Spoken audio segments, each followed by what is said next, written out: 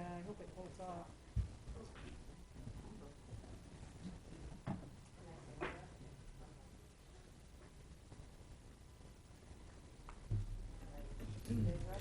Yes.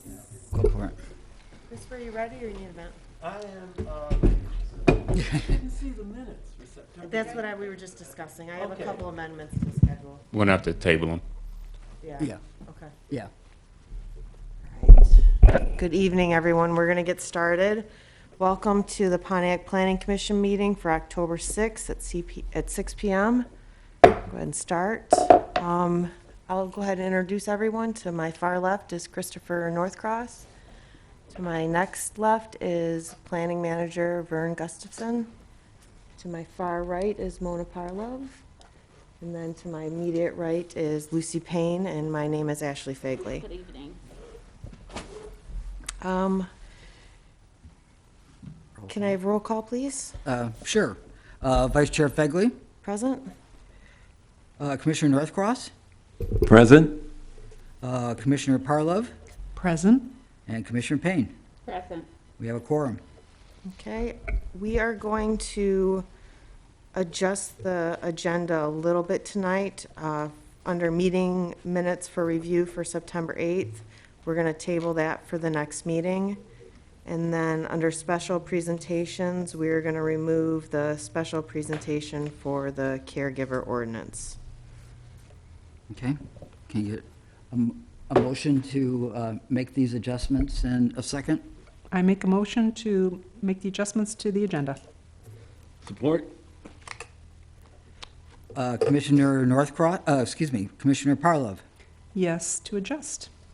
Commissioner Northcross, Yes to adjust. Commissioner Payne, Pass to approve. and Vice Chair Fegley. Yes. Okay? All right, first on the agenda is a public hearing. It is item number ZMA 20-08. It's for a conditional zoning map amendment. And Donovan will be presenting this zoning map amendment for the commission. Thank you. All right, and through the chair, if I may start. The case we have before us today is ZMA 20-08, a zoning map amendment on behalf of the applicant Green Station Depot. The zoning map amendment covers two parcels, 641417, 130, 130,005 and 006, conditional rezoning from M1 to M1 light manufacturing with conditions. The proposed conditions is provided in your packet, and then I'll kind of share it on the screen here. Sheriff Holdings LLC is requesting a rezoning with conditions to be granted for a specific use of a medical marijuana grow operations. The proposed newly LED certified building based on the current medical marijuana ordinance, a property zoned M1 falling in the non-overlay district would not qualify for a grow. Furthermore, the specific use listed above and are in compliance with all state and federal laws and constitutions. The agreement between Sheffield Holdings LLC and the City of Pontiac is being entered into voluntarily and represents a permissible exercise of authority by the city. Unless the City Council for good cause, unless extended by City Council for good cause, the rezoning with conditions shall expire following a 2 years from the approval by the City of Pontiac for a license to operate a medical marijuana grow facility by its proposed tenant Novic LLC, unless a bona fide development of the property pursuant to approved building and other permits required by the city commences within the 2-year period and proceeds diligently and in good faith as required by ordinance to completion. So an overview of our future land use map. You can see on your screen the area surrounded by the red hash, also indicated by the purplish color. That in the future land use is designated entrepreneur, industrial, and commercial green. This future land use designation allows for commercial, industrial, and supports green redevelopment. These areas are either adjacent to existing light industrial facilities or are in areas which historically hosted light industrial or warehousing uses, or are in areas where access to main transportation routes, both rail and state trunk lines, create market potential for light industrial use. The current zone of the parcel is M1 light manufacturing. So we did give you a reference of where that property is located at the intersection of West Sheffield Avenue and Baldwin Avenue, north of Sheffield and west of Baldwin. That is a currently vacant parcel. Our findings are as follows. The applicant is requesting of the subject site to be rezoned from M1 light manufacturing to M1 light manufacturing with those conditions to permit the medical marijuana grow facility, otherwise not permitted in the M1 district. The master plan, as mentioned, identifies the site as entrepreneur, industrial, and commercial green. The subject property is compatible with the M1 light manufacturing standards. All future development must comply with the City of Pontiac standards and procedures, and the applicant or the proposed tenant would be required to acquire a medical marijuana grower license as required. When we review rezonings, there are 10 criteria that we must identify, and those are as following. The zoning designation for the site remains unchanged. Only the potential uses are expanded within the restrictions of the conditional rezoning. The proposed zoning district is consistent with the goals, policies, or objective of the city's master plan. The site is currently undeveloped and maintains no present geological, hydrological, or other environmental features as identified.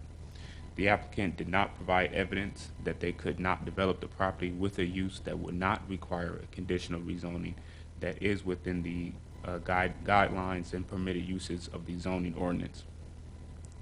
The planned limited light manufacturing medical marijuana grower use is consistent with the zoning designations for M1 light manufacturing properties and is compatible with the zoning district. However, it is proposed to be located outside of the determined medical marijuana overlay districts. No, I'll skip that one. As the proposed district will not be changes in an alternative zoning district, no immediate negative impacts are denied by the existing M1 light manufacturing district. The existing city capacity would be enough for the proposed use, and those speak to the utilities and the capacity for the city to maintain those. West Sheffield is abutted by industrial use properties and handles industrial traffic across the entire stretch of accessible road to Baldwin Avenue. The proposed development will not impact the ability of the existing streets to handle potential traffic. The boundaries of the rezoning with conditions are reasonable in relationship to its surroundings. The conditional rezoning is an appropriate request for medical marijuana grower in the M1 district located outside the medical marijuana overlay district. However, the requested dispensary use should appear for a use variance to the Zoning Board of Appeals following the granting of a provisioning center license. It would be inappropriate to amend the existing M1 light manufacturing district to permit a medical marijuana overlay district outside of the district. Conditional rezoning of the subject site is the most appropriate action to allow the limited proposed uses within the M1 light manufacturing district. This conditional rezoning application would not create an isolated M1 light manufacturing district within the Baldwin Avenue corridor. And that completes our presentation. Thank you. Is the petitioner here? Would you like to come up to the podium and add any more information? Please state your name and address for the record. My name is Nicholas Yungovich. I live at 3236 Gateway Ledge in Wolverine, in Commerce Township, Michigan. Okay. Do you guys have any questions to start? Do you want to just maybe give a little bit of a description of what you're planning on developing like what you're developing? Sure. We're looking to Besides- put in Our initial thought was to put in both a co-located grow and provisioning center. Our application still is going through the process for the provisioning center, but we do want to get going on the grow and not wait for it. We do want to tie into the city's utilities and bring some good tax revenues in because it's just a vacant parcel of land right now. Our initial plan is to start with a 500 plant license and then scale that accordingly, if for multiple C licenses going vertical. Okay. So, we would look to employ at least half our people within the city of Pontiac. So, Okay. This is a public hearing, so I'm going to open the podium for public comments. If anyone would like to speak, feel free. Okay, I'm going to close public comments. Commissioner Northcross, do you have any comments or questions? I guess it would just be the status. Have we, I don't think we've had any grow facilities built in the city, have we? No, we have not. If I may just to expand upon that just a little bit, this application is very similar to two others that has come before the commission, as you remember. One being at Glenwood Plaza. If you remember correctly, at the beginning of that whole process with Glenwood Plaza, the Planning Commission did go through a rezoning and changed it from a C1 to a C3 for the retail component. And then the existing buildings where the former Kmart, Farmer Jack and everything was rezoned to M1. We then, and that was a conditional rezoning, which was eventually approved by City Council. The other site, if you remember, it was a smaller site than this, actually. It was further west of along Walton. If you remember, New York Avenue kind of dead-ended into this vacant wooded site. And Richards Avenue, which was off of the other road, that also dead-ended, and that also came before us as a conditional rezoning for M1. It wasn't part of the Walton Boulevard overlay area that we eventually approved as a zoning ordinance for medical marijuana. And that did go in front of council, and council unanimously approved that rezoning also. Okay? Just give you a little context in regards to what has happened in the past. Okay, yeah, I was hoping to, I was just trying to think, one of the reasons that we had I thought that we had the restricted areas was to understand the ramifications, whether good or bad, of an operation. And we know that there's a lot of demand. In some areas, we have seen that the facilities have kind of edged out some other possible uses. I'm thinking of the downtown area, where we kind of got everything on hold for a while.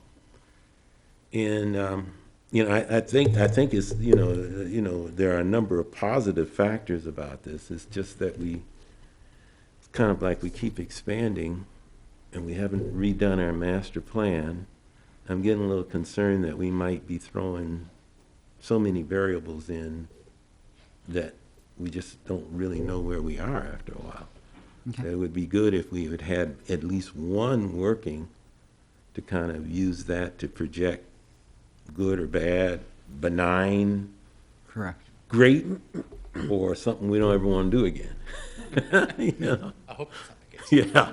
So, I mean, yeah, it's just like we keep adding more and more and more, and we haven't had a chance to really understand whether, what we're getting. So that's my concern right now on widening the area, which in effect, that's what we're doing. I mean, at Glenwood Plaza was a massive widening of the area, but It was. yeah. So anyway, that ends my question. I went by there and have looked, and I think it is, ripe for another facility to be built. It's already M1. There's already a facility just to the west of it along Shetfield. But I do have that concern. That's my just concern that we're keeping, you know, the bets are getting bigger and bigger and bigger. And we have less and less information. And I guess the other thing, I remember living in Pontiac, been in Pontiac most of my life. And I do remember that at a time, we were hamstrung in development because we couldn't find parcels of property to bring in new types of development. Not that we want to, I don't even know what those developments are. I mean, it's the old thing about a bird in the hand is worth, many in the bush, but at the same time, just like to have a balance, make sure that we're balanced in our development of the city. And that's my biggest concern here right now, is that I just don't know what else is going to happen. Don't know what these facilities will do. I think they'll be pretty benign, but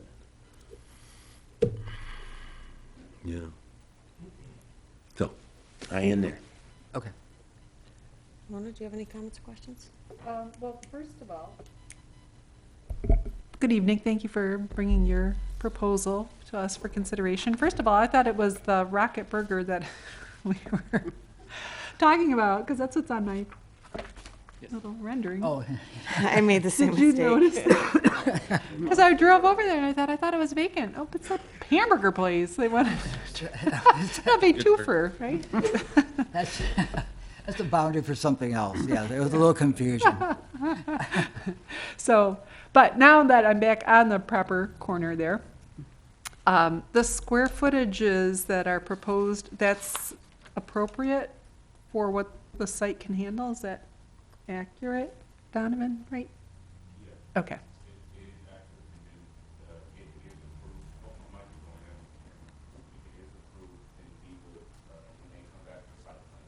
Yeah. Okay. All right. I just don't really have too much to say.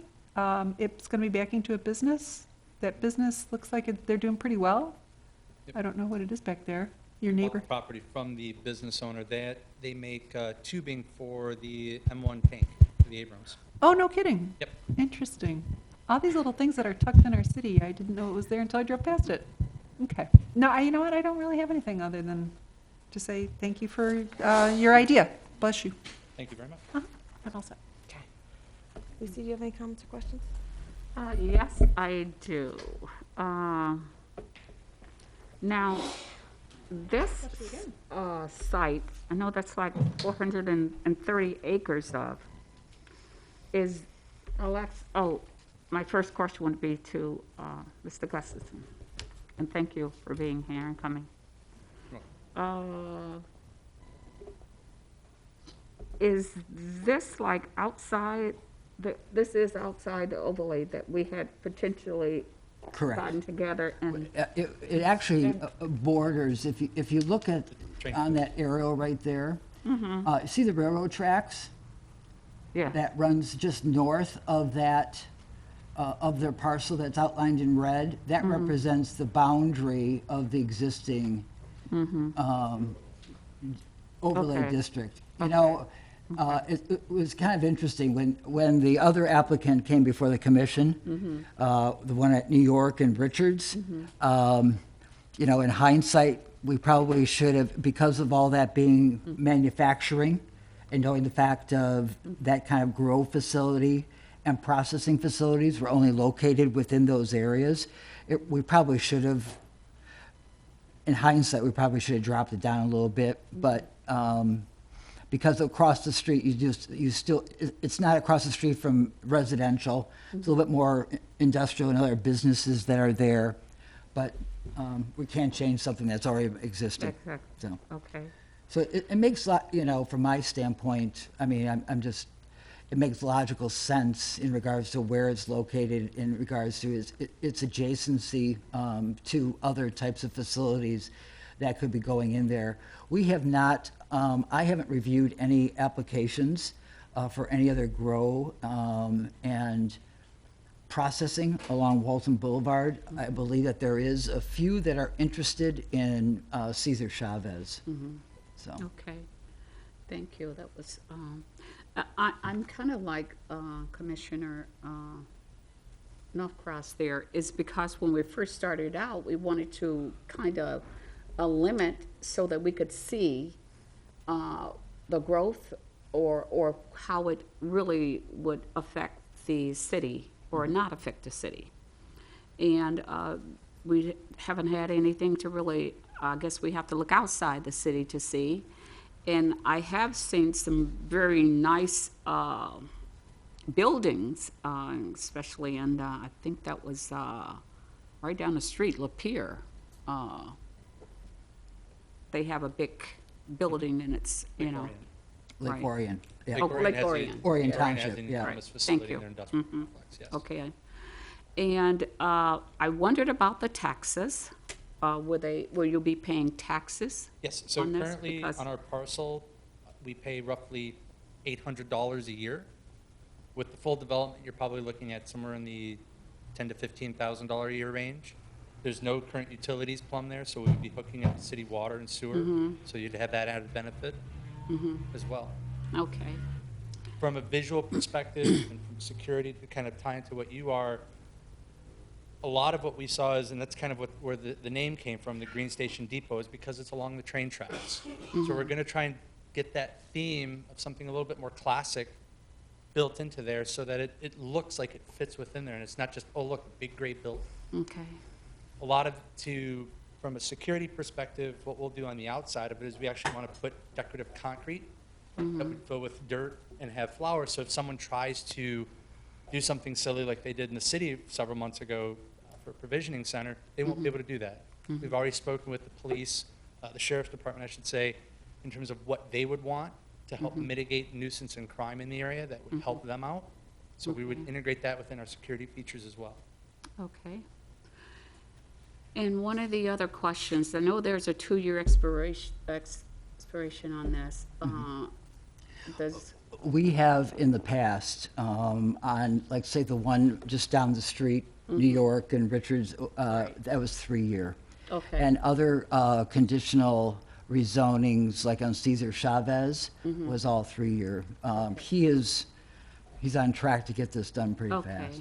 okay. And lastly, I believe that in regards to, now you're going to grow and process? No, No, we are Okay, going, we because- have one application in with the city currently for a provisioning center and a non-overlay. Okay. We were 7 out of 49. Okay, We were 2 points out of that. So we are appealing to try to get back in there. okay, so we won't have to worry about fumes or anything like that, So and, from a grow perspective, no, we'll take care of. okay. Well, I always tell this little story when it comes to marijuana, and, I mean, this isn't anything that I would really want to approve, but at the same token, I actually ran into standing in line with a lady who was in pain, and being from healthcare background, I basically asked her if she was in a pain management clinic, and she said that she was, and that she was actually taking marijuana, but she was having a tough time getting it because she lived here in the city, and she had to transfer twice in order to get to Detroit to get her medication, which is the marijuana. So I think that it is a needed thing for some of the residents here that do carry pain with them on a daily basis, and some other things. So I guess that's the only question that I had was no fumes outside the layer. That's it. Taxes. And I'm just hoping that your store is a very nice store. The grow facility will look very nice. The store that we had envisioned, if we do get approved by the city, looks really Okay. nice as well. All right, So- thank you. Good evening. Is this the first facility that you've owned and operated or potentially going to This will be? be our first one. This will be your first one? Okay. Yes. I don't have an issue at all with rezoning something with a conditional use. I always feel like these grow facilities, if they're in a manufacturing zone, they're usually less impactful to the environment or less impactful to the neighborhood than something that is that's allowed in that without a conditional reuse. And that's really all I have to say. I did forget one other thing in regards to the conditional, because here it says, for the growth and actually, dispensing.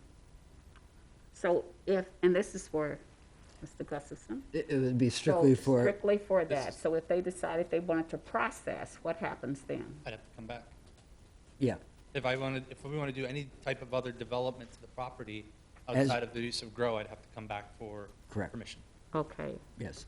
And this is just for the rezoning. We'll still get a Right. site plan approval and go Right, through that I entire process understand that. also. I always feel like, why approve something if you're not gonna, No, don't True. In our grow agree with it application- later on. I wanna know beforehand. Yeah. our grow application is literally, once we get this approval, we'll go right to first. Okay, that's all I have.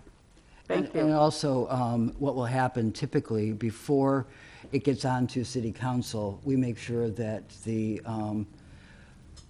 conditional agreement that you saw in the document is, reviewed by the city attorney to form. All right. And to ensure, so, what council will see is the end product in regards to that. So we want to make sure that will be done too. Okay. Okay? All right, it just concerns me when we're having public hearings that our residents and our council is not present to help in, with questions and things that they may have to help us, actually, because we are here for the residents and for you all as the applicants also, okay? So that's my story, and I'm sticking to it. I like this story. Thank you. May I have a motion? Sure, I'll make the motion for ZMA 20-08 per the rezoning criteria found in section 6.804 of the zoning ordinance, Planning Division's technical review and findings.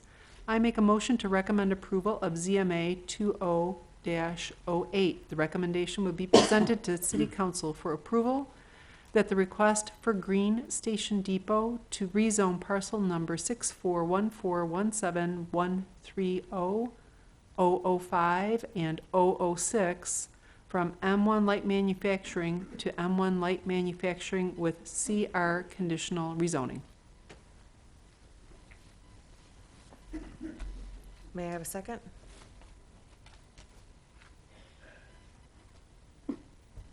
This one really does a second. Second. Roll call? Yes, Commissioner Parlov, Yes, to approve. Commissioner Payne, Yes, to approve. Commissioner Northcross.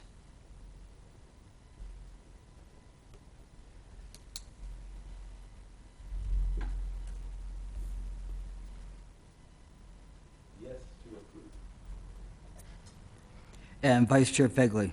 Yes to approve. Okay. Motion passes. Congratulations. Thank you. Thank you very much. All right, next on the agenda is 5.2 ZMA 21-09 zoning map amendment for parcel number 64-14-16-126-007 and 008. Thank you. All right, this mic works. All right, the next ZMA case we have is ZMA 21-09. This is for two parcels, 641416126007 and 008. And this may be, if it gets a little confusing, I understand the questions that may come, but we'll work through them. This is a rezoning of two parcels, and where we are updating and bringing those parcels into compliance or compatibility with the existing zoning. So I'll kind of go over that in this slide here. So starting on the left, you see. Oops, nope, sorry.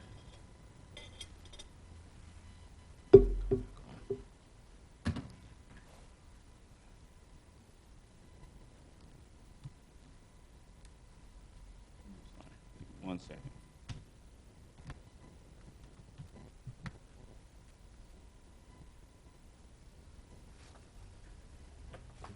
I'm just reading like this. As we're trying to get back hook up to the World Wide Web and the cloud, I did want to make a comment in regard. I totally understand where Mr. Commissioner Cross is coming from, but later in under special presentations tonight, we're talking about giving you an update in regards to planning initiatives. We talked about it briefly in our last meeting. We have a little bit more detail in regards to structure, in regards to how we will handle this, and that should alleviate, not alleviate, minimize your concerns, I think. Let's just say that, because we have a great game plan of how to move forward in regards to updating necessary documents as relates to master plan, our zoning map, and various components of that plan. Okay?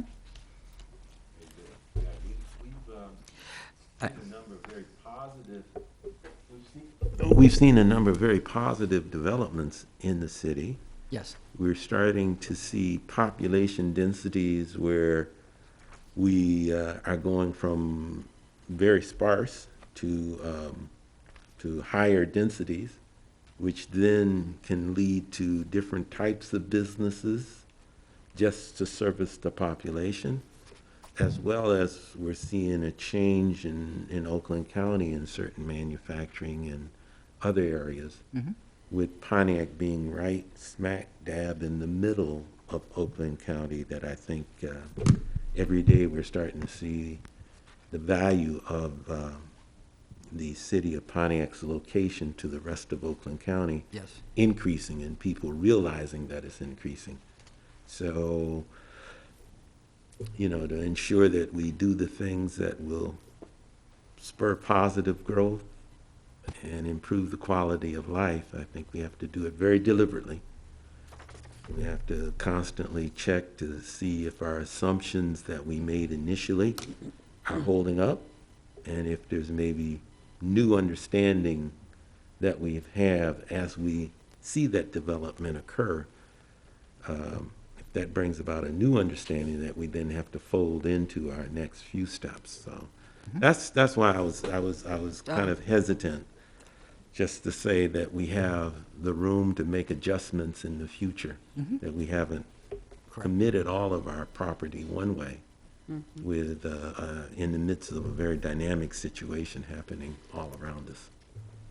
Point. All right, I'm ready. All right, so just for reference, just to see where we are at the intersection of Walton and Jocelyn. Thank you. This parcel here is JC Park, and if you notice, this parcel shares two zoning designations. The yellow, which indicates our R1 residential district, and then this sliver of C3 corridor commercial. This parcel here is also known as the Bostic Truck Center, and they also share, the single parcel has two zoning designations. It is this sliver of residential and this main component, which is C3. What we are attempting to consolidate or update is converting the entire JC parcel to either the existing R1 residential, or what I will speak to later will be the R0 recreational district, and then to also convert the Bostic site to also be one consistent zoning, which would be C3 commercial. Okay.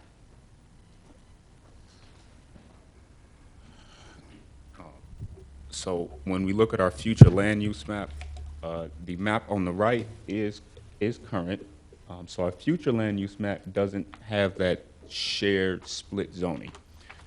All of J.C. Park is designated as park space and green, and the Bostic property is designated entrepreneur commercial industrial green. So we are looking at making the land use or the zoning designations consistent with those future land use designations in our master plan.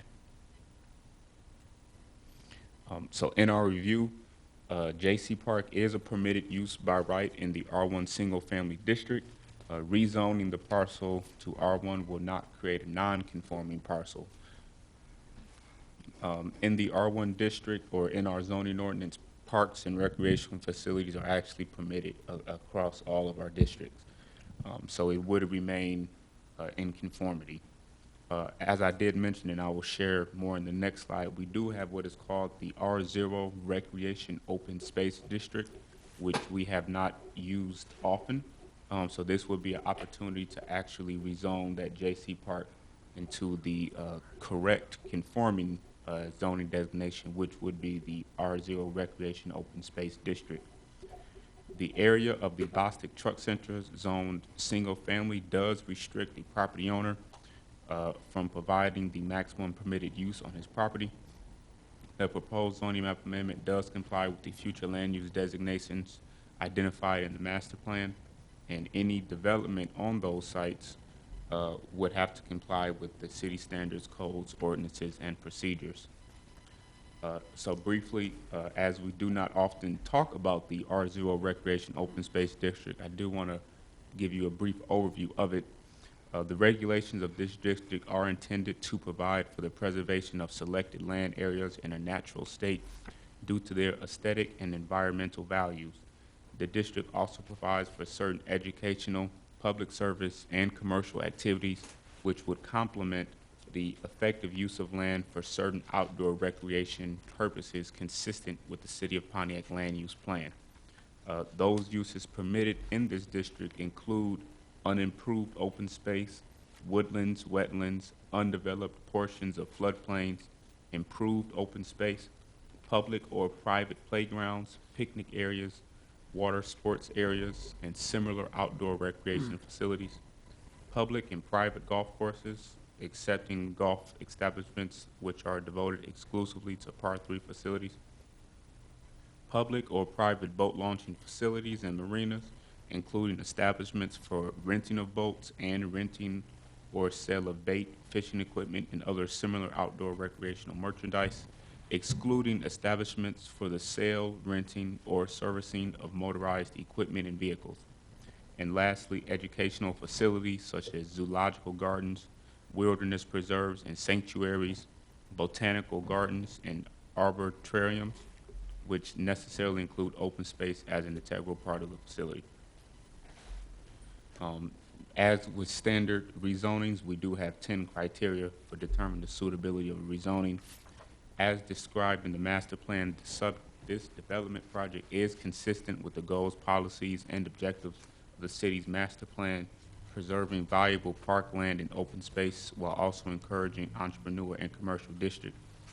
The existing J.C. Park will continue to function as a neighborhood park. The Bostic site will continue to be compatible with other uses permitted in that district.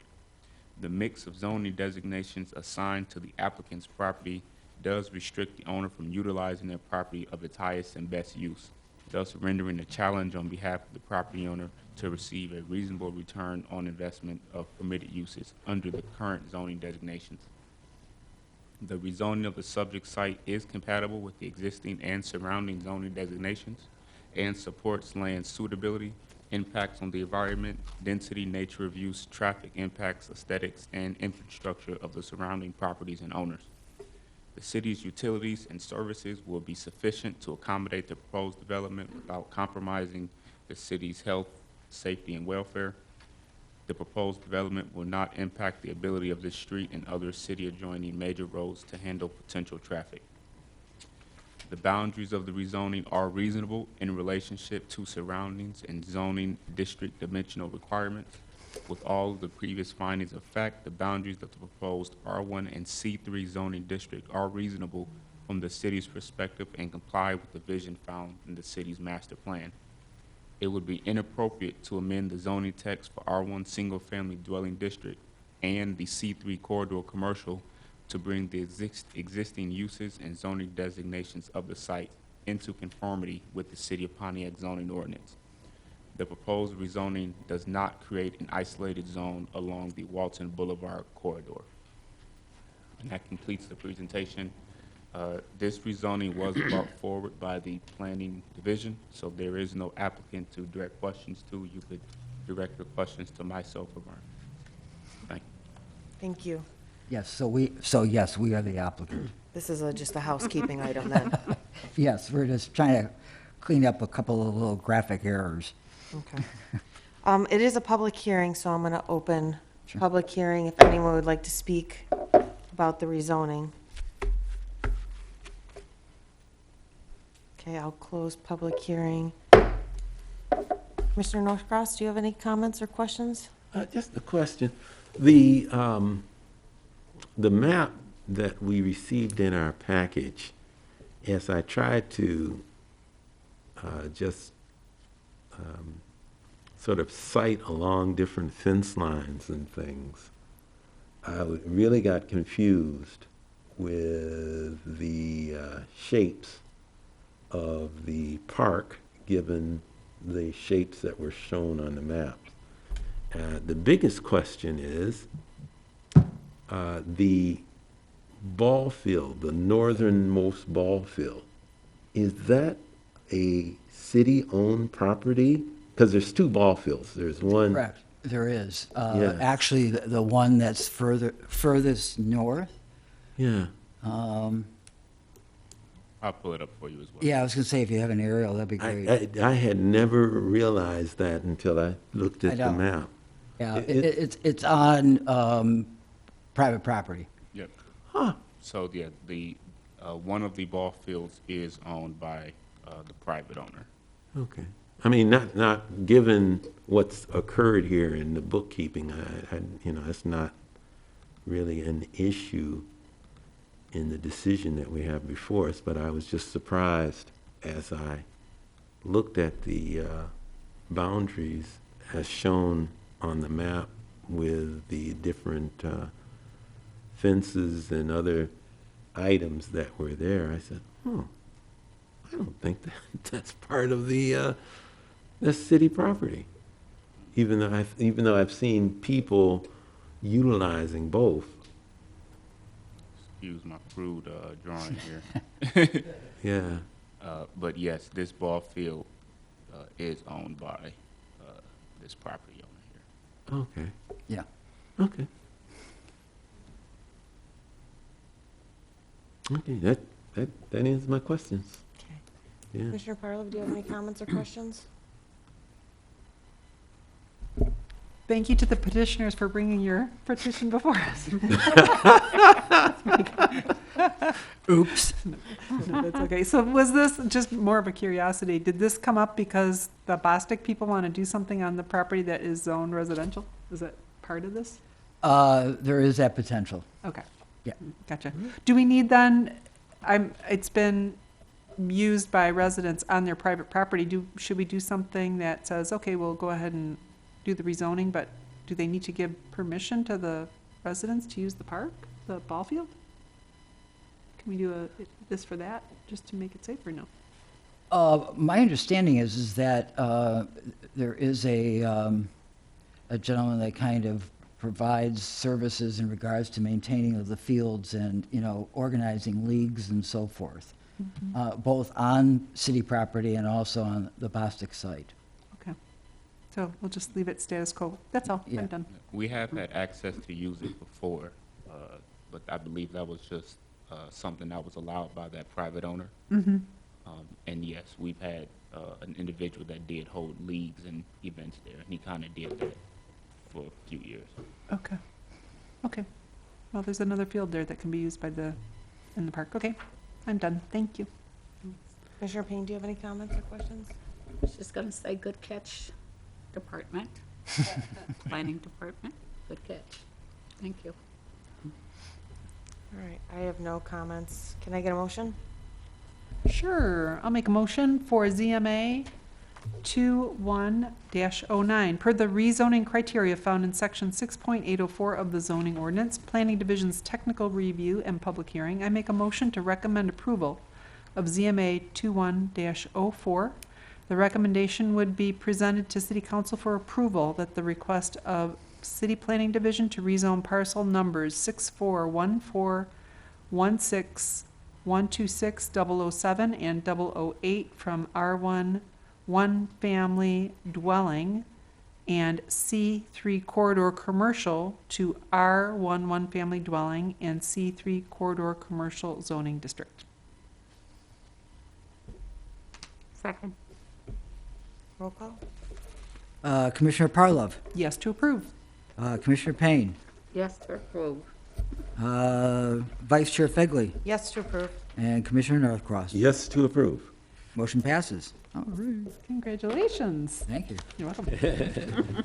All right, next on the agenda is VSA 19-04, vacation of street and alley. Okay, I'll present this one here. Just as a reminder to the commission, I think we talked, well, a few of us talked before the meeting got started. Back in March of 2020, this applicant was before us. There was a number of questions that the commissioners had in regards to access and so forth, and the bridge that crosses over the Clinton River.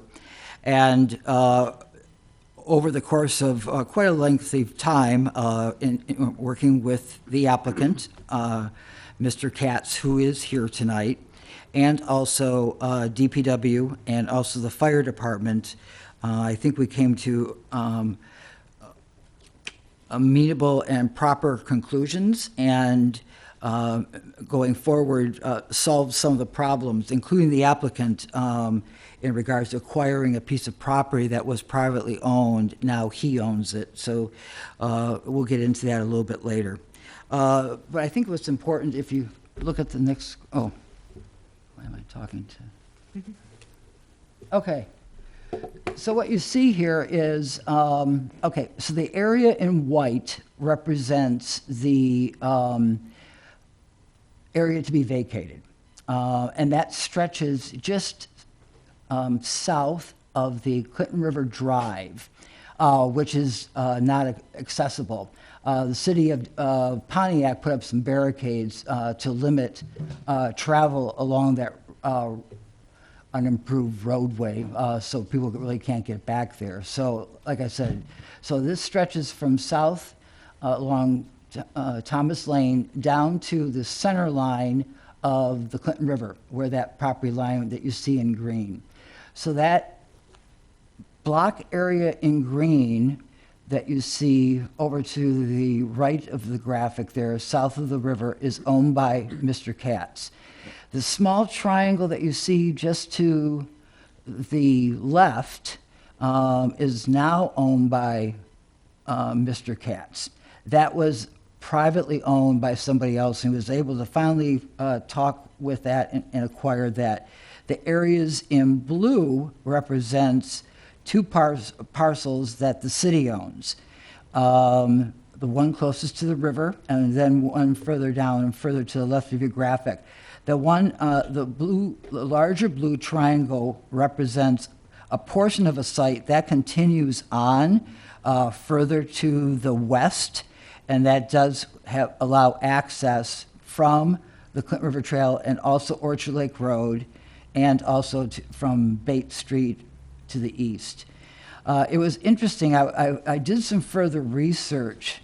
The areas that you see along the Clinton River, I looked at FEMA maps that were done in actually September of 2006. And all of the areas that you see primarily that the city owns is all located in a 100-year floodplain. Additionally, I saw some notes back in the mid-60s where there was talk amongst the city about turning this area into a park. But it was because of FEMA and the floodplain, and because of how that stretches along the Clinton River, that eventually flows over into Crystal Lake, with all of the wetlands associated and the natural features associated, it was determined just to leave it the way it was and not turn it into any type of public park for any recreational facilities. And as you can see, Mr. Katz, further down on the graphic in green, he does own that parcel. That's where his facility, where he sculpts and manufactures great sculptures. And then the area that's in blue, that's the Clinton River Trail. Just give you a little bit of context. The next portion I just want to kind of go through on the slides is that, and these represent a number of agencies that were actively involved in the review of this application. So as we know that the applicant has requested the vacation of the southern portion of Thomas Lane right-of-way. There is a few or just maybe one storm sewer that are located within that proposed vacated section of Thomas Lane right-of-way. That would have to be put into utility easements that will be prepared and recorded, and that be with the County of Register of Deeds. I did get into quite a bit in regards to ownership. Like I had mentioned, Mr. Katz and the city owns primarily the area between the Clinton River and also the Clinton River Trail. Following up on a DPW request, Golden Walsh quitclaimed their portion of the right-of-way. When you vacate a right-of-way, half would go to one and half would go to the other. That has already been quitclaimed to the city, so the city is in ownership of that along with the other portion of that vacated area, okay? So that could be quick deeded to vacate that over to Mr. Katz. The fire department that you saw in the report did provide a letter stating that emergency access needs to be maintained, depending on if it was either public or privately vacated, and wants to ensure that the bridge is repaired and maintained for proper vehicle fire and emergency service coverage to those areas, making sure that it can withstand the traffic and the weight of those vehicles. And I think what was important to note on that particular point is that Mr. Katz he agrees to that condition, and also for the fact that he has been maintaining that bridge for a period of time. As a matter of fact, before this meeting, I ran into our city engineer. He did have a survey crew, an assessment of that bridge, and found that it needs to be, right now, it needs to be, to not make the city any further liable, that bridge should be shut down immediately, since there's no access whatsoever.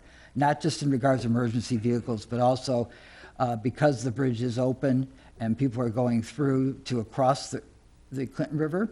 What they're finding is, and Mr. Katz can contest to this, is that obviously cars are going across, or definitely ATVs, motorcycles and the like, that are trying to get over to the Clinton River Trail, So, and what they wanted to make it clear that there is still accessibility to the Clinton River Trail from Orchard Lake Road and also Bates Street to the east. And also, the Water Commission weighed in. There is no facilities as relates to their sanitary sewers there, and they have no objections. The last thing that, in talking with DPW and also the fire department, they requested that the applicant install a gate with a lockbox and other barriers to allow for emergency access while restricting access to other vehicles. and the applicant is required to submit a plan of that gate and barriers for the city and also the fire department approval prior to installation. Okay? That concludes my presentation, and I'd be happy to answer any questions you have. And if you, back in March of 2020, we did have a public hearing, so we did not repost this. But if there's a few people here, if you want to take public comments, feel free to do so. Okay? Yeah, And Mr. answer any questions, and I'll also be here to, happy to answer any questions of the commissioners too at the same time. Yeah, I just want to make, I'm Mr. Katz, Ray Katz. I live at 1057 James K in Pontiac, Michigan. I own the said property which we're discussing, where I've owned it since 1974. I'm a Pontiac sculptor, artist. I've been taught at Oakland Community College for 48 years. I'm retired at this time, and there's 2 houses on that property and an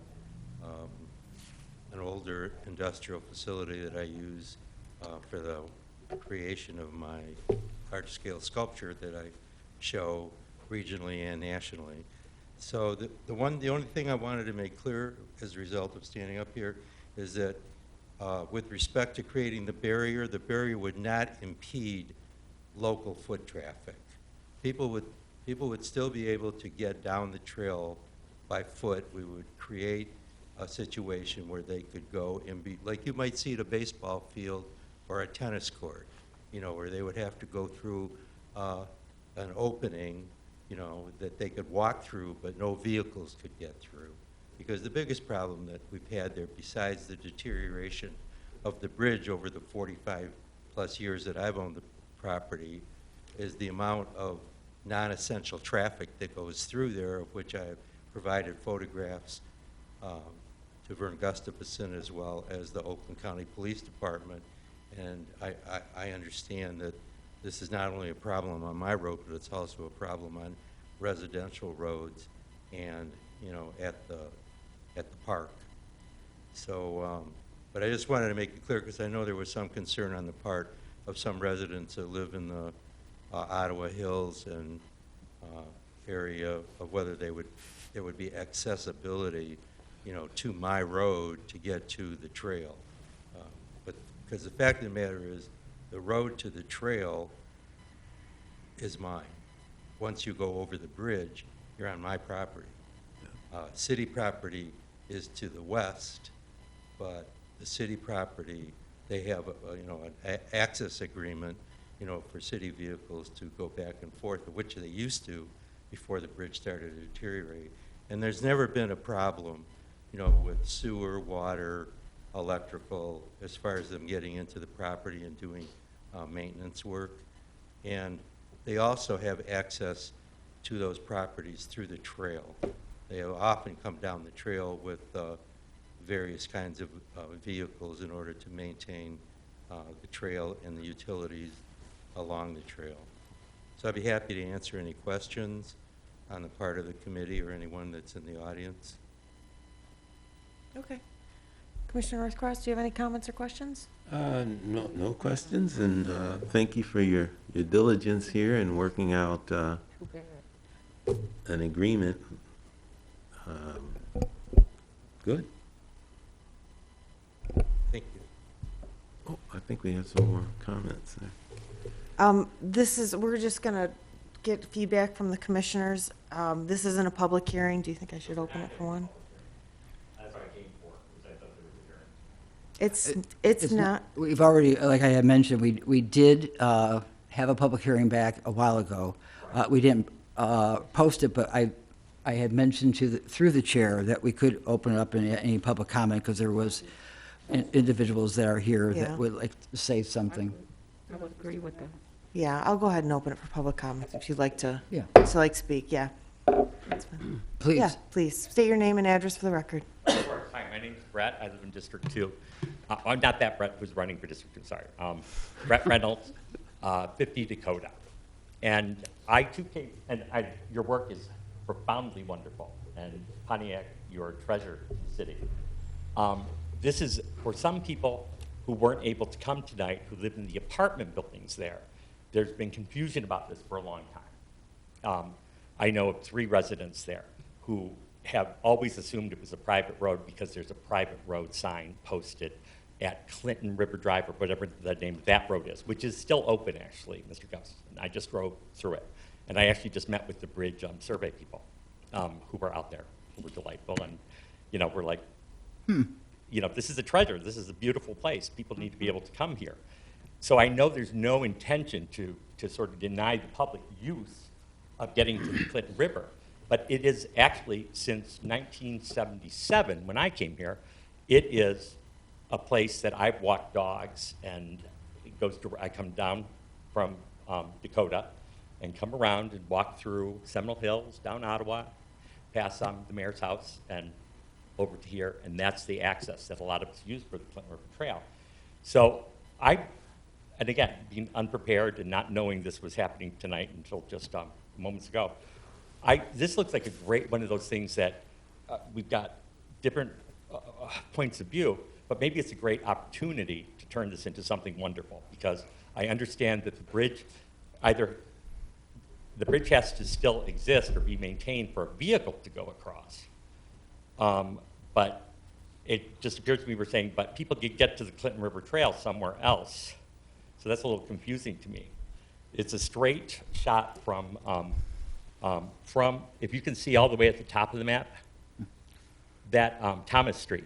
That's the straight shot down, and you just go straight through to the Clinton River Trail. Yeah, Mr. Katz said that he's still going to allow people to, on foot, use that as an access point to the Clinton River Trail. That's wonderful. That's Yeah. wonderful. That'll be great. It's almost as if it could be, though, you know, like a footbridge rather than a traffic bridge. Well, it could So- be a footbridge because there's 2 houses. and Right. No, I understand that. They're existing back there. And I would also like to bring something to your attention.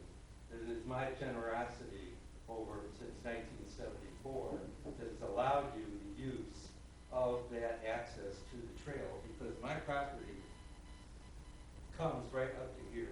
Okay. And if I chose to, which I never have, I could put a gate right here, which wouldn't allow you to come down the road at all. Well, I'm sorry, we seem to have, I thought I was speaking, but there's some antagonism or something through your generosity. I'm very grateful for anybody who maintains anything in the city. My mother's 81 years old, and she maintains her sewers better than anybody in the neighborhood. So we all know what that's about. But what I'm saying is that, I mean, perhaps we should look at having a gate and just going that far. If that's who owns the land, then maybe that's what should happen. But I think this could be a bigger conversation. You have a beautiful piece of sculpture that I see all the time, that I just love. That you know, that's on right at the Clinton River Trail. It's gorgeous. And I thought, wow, this would be an awesome corridor for a sculpture garden. It will be an awesome corridor. That's great, unless we gate it off. No, that's not true. Yeah, no Oh, back and that's what I'm forth. not understanding. Yeah, usually public comments are 2 minutes Okay. long, and then, I've spoken too much. I've overstayed my welcome. Thank you so much for the time I had. thank you. And if I may, just to clarify, like I had said, that the owner, Mr. Katz, will be working with DPW and the fire department to make sure that a gate is positioned properly, that allows for emergency vehicles to get across, and also adding in some other barriers in a not obtrusive way, still let pedestrians or bicyclists, but not allowing for, you know, these ATVs and all of this that is coming through to get over to the Clinton River Trail, which is, Yeah, there's scourge in our whole neighborhood. Yeah. From Elizabeth Lake down Genesee and over this, we have constant. yeah, so, I empathize so much with that, and I wish we could get that help as well. yeah. Okay. All right, are there any other public comments? No? All right, I'll close public comments. Commissioner Parlov, do you have any comments or questions? I do. Thank you. And thank you for coming back so we can address this, because I know you've been waiting patiently. I can't believe it's been more than a year since you were here with us last. I'm trying to understand, because it's really hard to see with the heavier green and blue lines. Donovan, you don't have anything that gives a representation, oh, that'll help a little bit. So right now where the red line is, that is a public road, correct?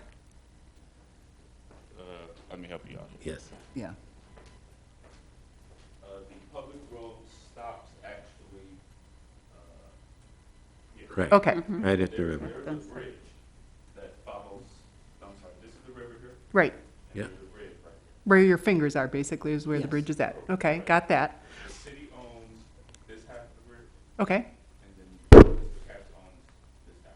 okay, that makes sense. So the vacation would extend to this dead end here. Okay, to the letter S, basically. Yeah, and then you would privately own both sides of the bridge Okay, and the road up to this.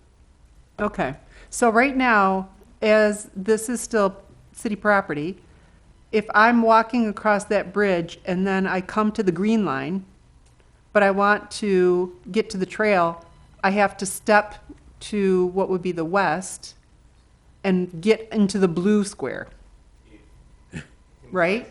Technically, yes, it would not be possible. It's just not, the walk path of the path for here is the path people use to get to the trail. Right, I understand that. Yes, but if someone wanted to go this way, it's not suitable for that kind of foot traffic. Right.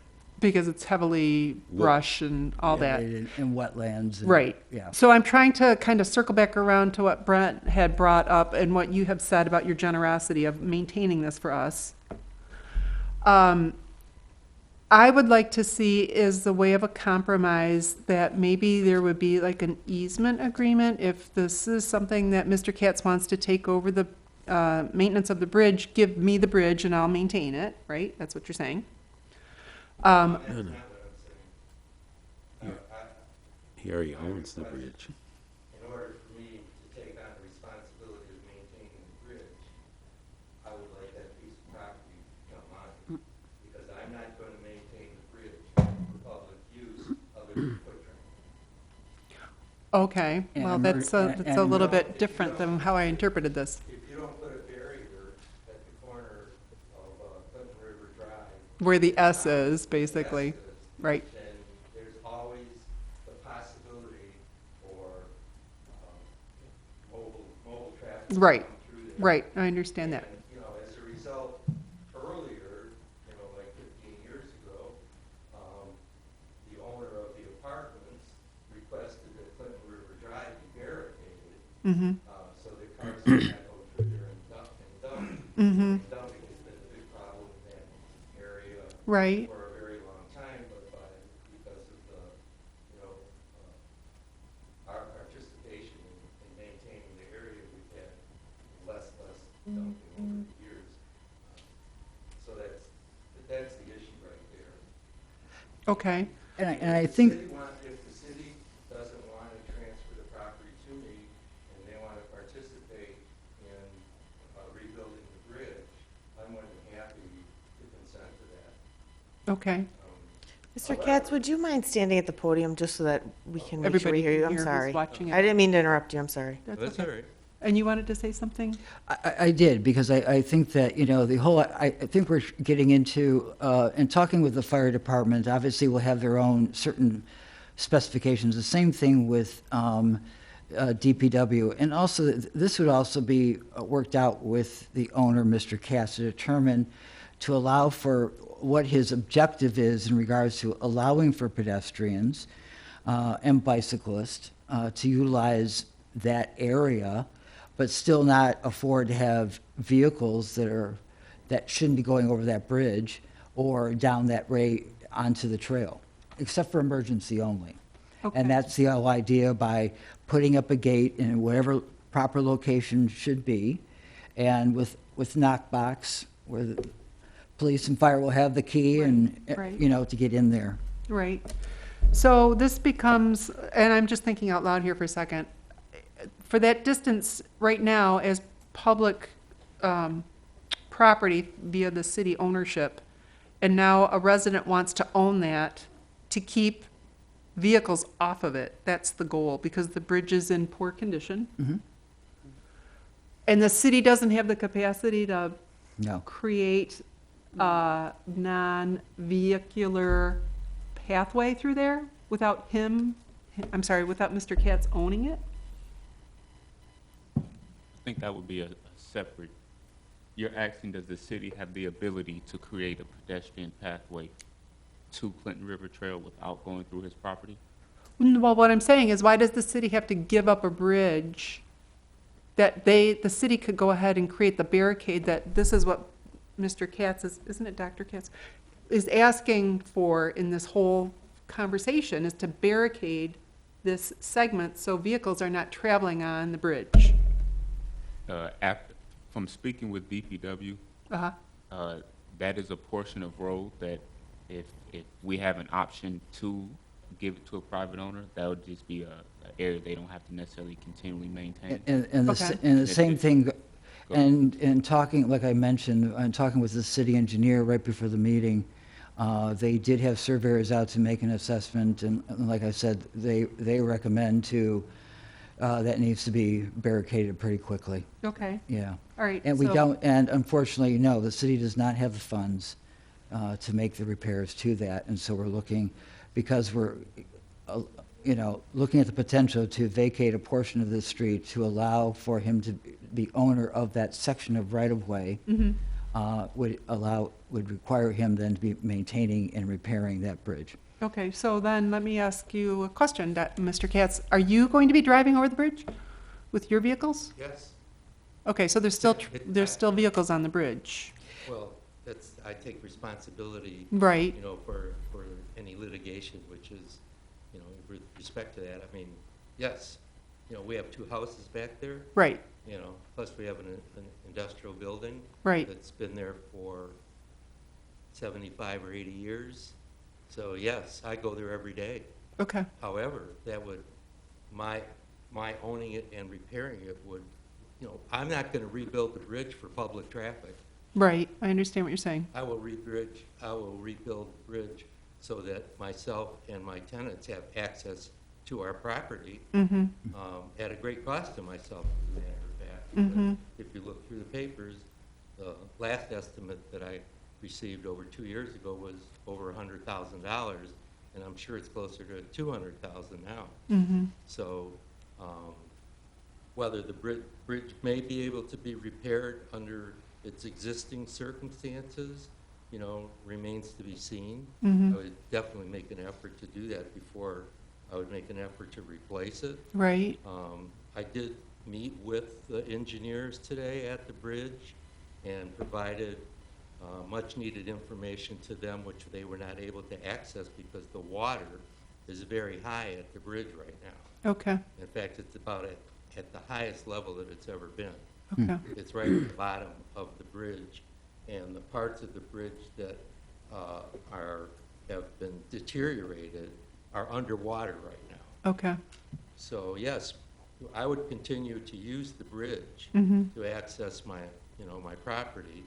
However, and with respect to his interest in my work, I had planned on putting sculptures along my road for a very long time, and I would probably put a sculpture up on the property that the city owns, for that matter.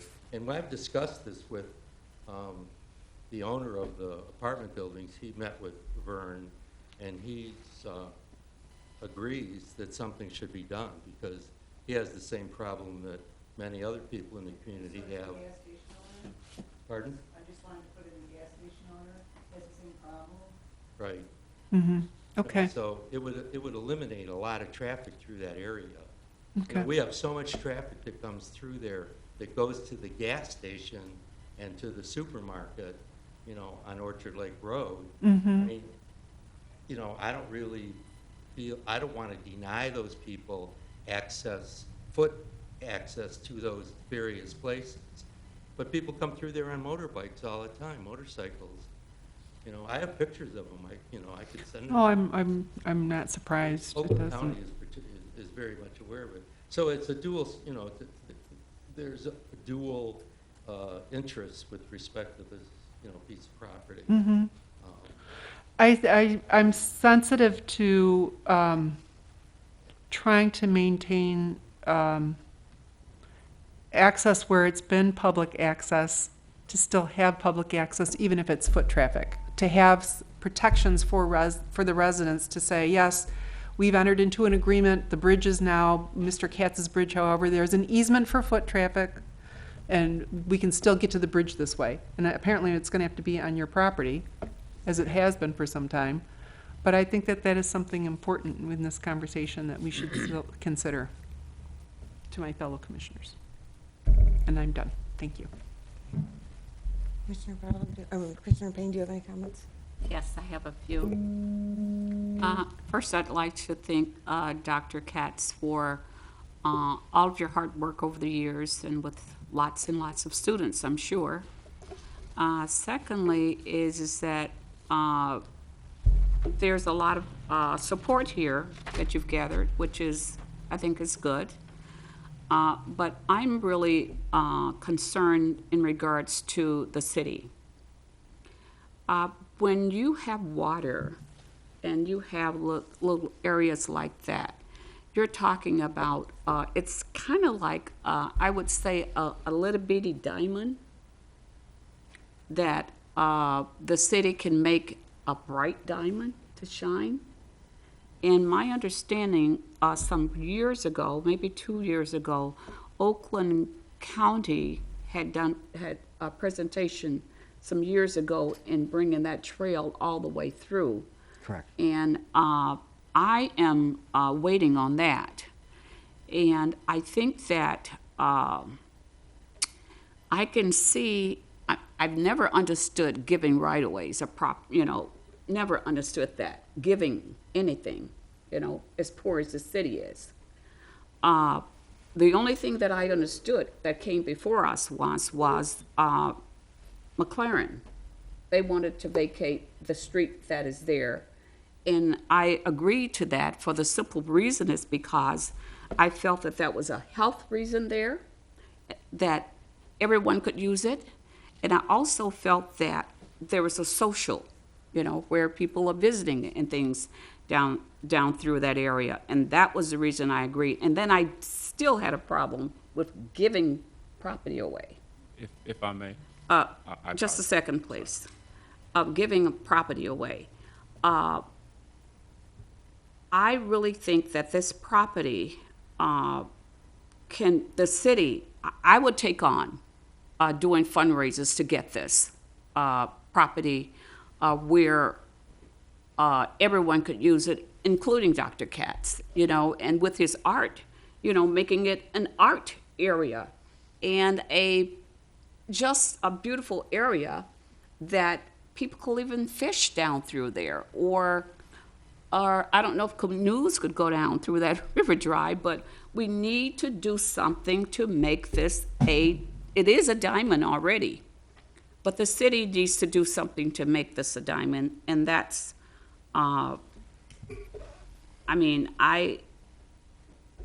what is the value of this?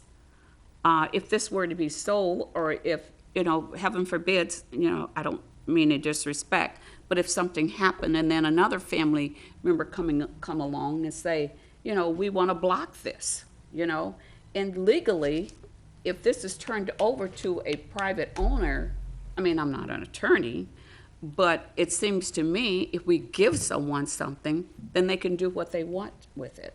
But that's just mine. Okay. Do you have any other comments or questions? They're all Okay. Donovan wanted to say about something. the same. Just a moment. Donovan, did you want to say something? Yes, through the chair. Just some background on vacations. A vacation is different from selling city-owned land. But it's going in his name, am I correct? Yes, but let me, Okay, well, that's all I'm saying. the way Thomas Lane was created is that land, before it was Thomas Lane, belonged to Golden Wall. To create Thomas Lane, the city had to take land from the Golden Walsh property and move it to the east, 20 feet or so, to take that land to create Thomas Lane. So the vacation is actually giving property back to the previous owner, which is different from selling city-owned land. The city has access and rights to Thomas Lane and that road today, but the city, the vacation is to give the property back to the the owner that we took the land from. And that would have been a similar case with the McLaren property. So I just wanted to kind of, Yeah, I tried to research that, and I couldn't find anything. It was giving me all kinds of where that street actually, how it was created. yes, and if you, and we did review the historical plat maps, because we were also curious where those property lines were, how those lines came to be. And that was what we uncovered, that Thomas Lane actually came from the Gardner Walsh site all the way up to Orchard Lake. And then to sell the parcel or to sell property, it has to be defined in some sort of fashion, Okay. via legal or a parcel in itself. It being a right-of-way does not have that definition, such as a parcel number or an address to sell the parcel. So it's not necessarily a sellable piece of land or a parcel, more so it is a vacated road that the applicant is requesting to be returned. But when it becomes the property of another owner, it can be sold. It would, yes, it would have to go back to the previous owner, So and then that that's previous what I'm owner has the kinda getting ability to. to sell it. It has to go to the private owner before it goes to the city. Right. And since the city owns that now, I think that the city needs to find a way with the Oakland County to develop that. That's just my, The road right now only services Mr. Katz's property at this time. Correct. And I look at vacating this area as reducing a liability to the city instead of the city giving away something. I look at it as that road is a service road for emergency vehicles. And right now, it's not in condition to do that, and it's therefore a liability to the city. Now, if we can then vacate the street and give that liability to someone who is going to handle that burden, I think it's beneficial to the city and not going to put us at risk for anything if emergency vehicle does have to go back there and it gets stuck, or if the bridge crumbles while it goes over it, or if anything happens, then that's on our shoulders. If he is willing to take on that risk and rebuild that bridge so that that emergency vehicle can do its job and service his property, which he is a citizen of Pontiac, and he deserves the same life safety services as anyone else. and I agree. But on the other hand, I still feel that that's an easy way out for the city not to take responsibility. And that's why the city hasn't, today, we don't have anything, simply because we've taken the easy way out. And I really think that the city needs to step up and start using some of these funds that we have coming in here, if not grants or whatever, or getting the citizens together and do something to make that a beautiful site, which incorporates the beautiful art, that you create. I think it'd be more but that's- beneficial for funds to be used to service an entire community instead of one property owner. Well, I That don't bridge think we're would, gonna agree, so we yeah, probably better but- just stop. And then, I guess through the chair, if I may, my last comment would be, if the city were to repair the bridge, it would be to promote traffic onto private property. Right. correct. And Which he owns that large green where that, you can see that drive is located. yeah, I understand the desire to create an improvement for residents, but this does not provide access to public property. It is primarily for access to private property. And knowing the fact that you do have public access, I mean, you will still have public access as a pedestrian and as a Could be bicycle. sold later on, in the future. Well, we don't know that. I mean, We don't know the other either, but. well, okay, well, forget about that. You still, as a public, as a resident, or the general public still has access off of Orchard Lake Road and also Bates Street to get onto the trail. Okay. And also, if you remember, You know, you're talking about that, the whole connection through the city with Benish that came through and talked about the cycle track along Pike. That is still in play in regards to that as part of Right, the Woodward conversion of two-way. right, And same thing with South Boulevard. right, okay. And I guess that cuts my turn, so Okay. everybody else got in it, but then go ahead. May I Your ask turn now. a question? Yeah, go ahead. Who owns the bridge that goes from the city side of Thomas Lane to his property? Who owns that bridge? Is that the city's I bridge? think it's 50/50, isn't it? Yeah. The property line crosses the center line of the river, so the bridge technically would be 50/50. So say that, Steve, the white line or the white end of that right there, that is, we own that portion of that bridge and the other remaining portion is on his property. On his side, right. So, yes, so there's only half of the bridge that is owned, By the city. and So the I city guess owns 10 feet, basically, right? It's a 20-foot bridge? Yeah, if it's that, yeah. Preferably. 20 feet. The bridge is about 40 feet long. Yeah, it's just longer, yeah. I mean, when you include the access onto it and off of it, it's about 40 feet. Okay. But 20 feet on the north side belongs to the city, and 20 feet on the south side, where the green line is part of my property. That has to do with riparian rights with respect to water. But, you know, do you mind if I say a few words? Let me see. Did So- you have any? yeah, I was just gonna make that point that the bridge is half owned by the city and half owned by a private person. And again, the bridge takes one to private property. Kind of like splitting the baby. Being a bicyclist, I've been through there a number of times, you know, and there are no side rails on that bridge. So it's not only the issue with the structural, but it's also conformity with Safety. safety. So there's some issues there. But I can wholeheartedly, you know, I identify with folks that want to walk from Orchard Lake down to the Clinton River Trail. Or just to the river itself. Or just, yeah, because the river is a beautiful river, and especially now with the very high level. But at the same time, half of it, you know, a portion of it is already not owned by the city.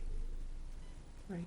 So if there's my understanding, there's going to be an agreement as well as, is that going to be a written agreement about the construction of the barrier? Correct. That being something that will allow Yeah, a plan will be put, pedestrian? yes, there'll be agreement and a plan to illustrate those types of barrier and gates that will be required.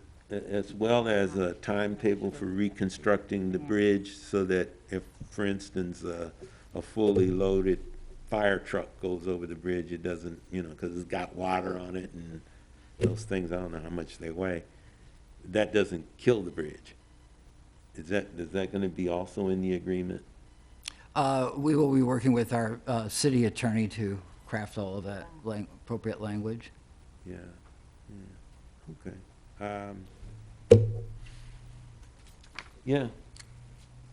I just wanted to bring that out, that the whole bridge is not owned by the city, only a It's portion not of owned the by bridge. it's not owned by anyone, really, to be quite honest. Beg I mean, pardon? It's owned by the You've got resident in the two- city. You've Yeah. got two There are two owners of the owners. bridge. Yeah, owners, the yeah. owners of the bridge. So the whole bridge is not owned by the city, only a portion of it. Yeah. And it's kind of hard to put together a project to construct and or Where to they're modify really that bridge, livable. given some of the other issues that we have Developers do. in the city. Of course, that does open up the possibility that if we are really gun-ho about having that type of access, there may be some grant and other funding things open, but I ain't throwing that out. Let me take that back. Just that right now, half the bridge is owned by the city and half the bridge is owned by Mr. Katz. I have a question for Brian. Yeah.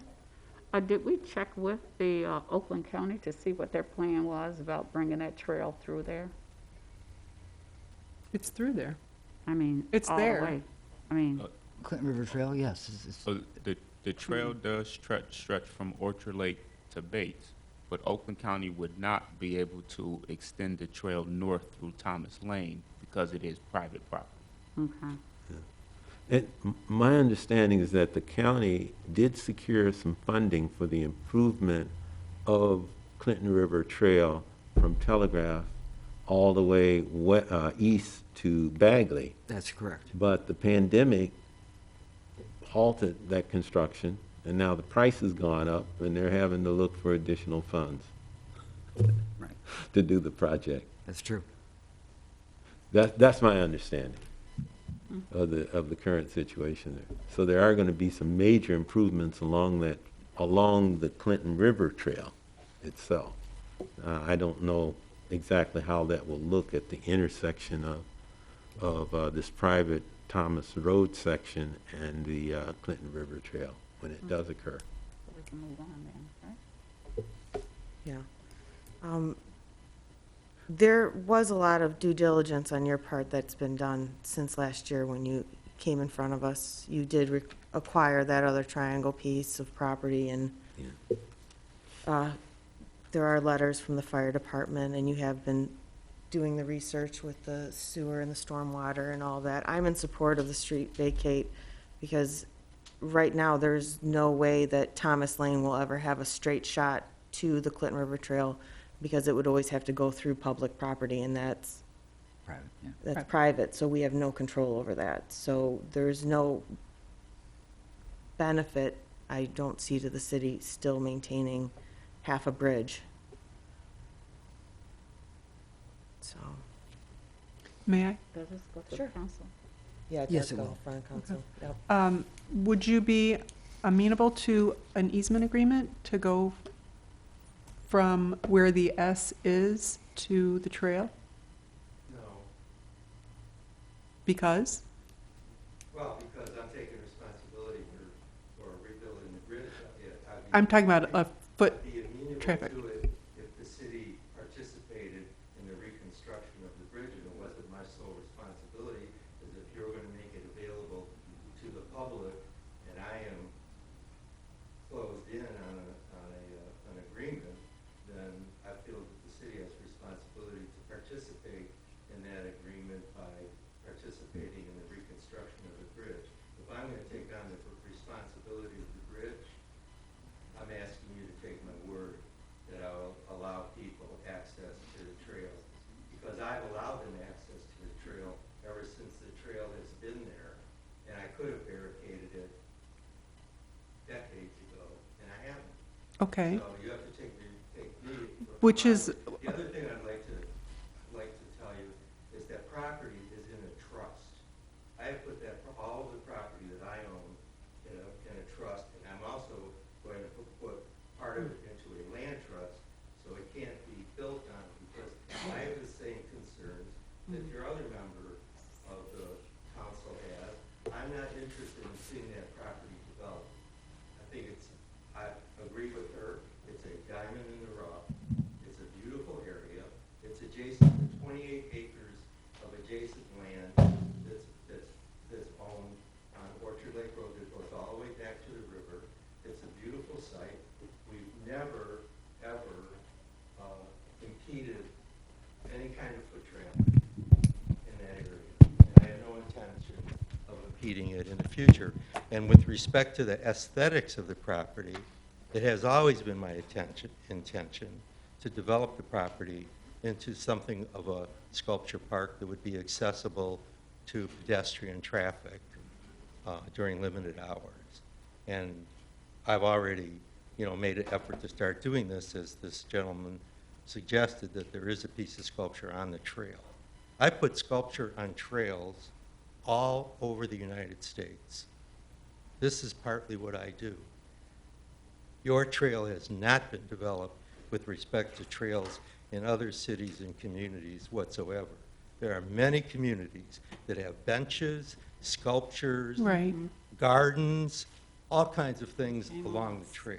You know, so the city has not really been proactive in maintaining the trail, nor have they ever been proactive in maintaining the river. You suggested canoeing and kayaking. You can't get through the river ordinarily. You know, I've talked to the Clinton River Authority, and I've talked to the DNR at Oakland County, you know, in order to clean up the river. It's the city's responsibility. So you have a huge responsibility back there with respect to developing that whole area if you so choose to.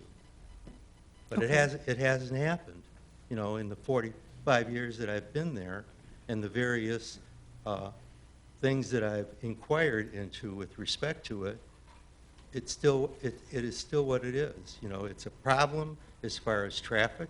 It's a problem as far as maintenance. It's a problem as far as liability. You know, So you, people, if people were to use the trail to access the trail from my property to the trail, they would be taking on their own responsibility in terms of liability on that property. I would make that very clear, you know. so. I don't have a problem with people coming down the trail. It's just that, you know, You I'm mean not from Thomas? Pardon? You mean- I mean, coming down Thomas, I'm sorry. Okay, so circling back around, when I had asked about an easement agreement, I was referring to foot traffic, not vehicular traffic or I know any. what you're referring to. And you would still say no to an easement for foot traffic?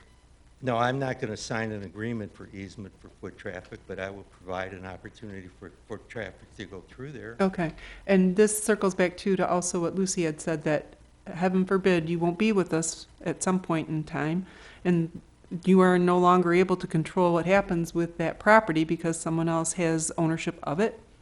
And this is what we have to be aware of as planning commissioners, is in the long run, what's gonna happen if this bridge is given up? So, if you don't wanna do an easement, that tells me what I need to know. Well, if I don't want to do an easement, then you have a responsibility to take on the repair of the bridge. I just want to make that perfectly clear to you. It's the city's property, so Exactly. I understand. And it needs to happen soon, because I have property behind it that I need access to on a daily basis. Okay. Do we need to do anything else? Take a vote? I just saw a green, Station Depot raise their hand and say they would gladly help us with that. You got good eyesight, Lucy. That wasn't part of the community benefits. Oh, no. No, you can't. Your application has been submitted. Just thought I'd bring a little humor to us. Okay.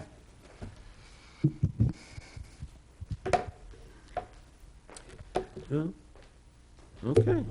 Okay. Any other further comments or questions? Yes. Go ahead.